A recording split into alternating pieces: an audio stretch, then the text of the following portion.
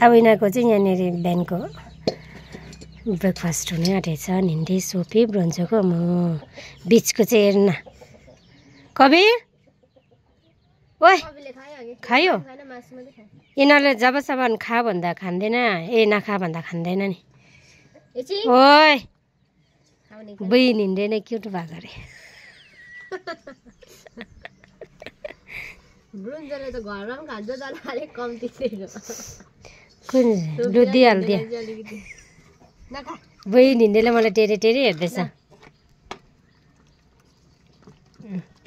तीनजना बेस्टीहरू best friend forever हो तीनजना उहिले खाएको होइन यो ब्रोन्जोको त नि यिनीहरूलाई चाहिँ यस्तो डरलाग्दो ड्युटी गर्छ कि बेलुका मिठो मिठो लागेर खुसी हुँदै खाँदैछ भोटे कुकुर ल्याउन आइपुगेछ त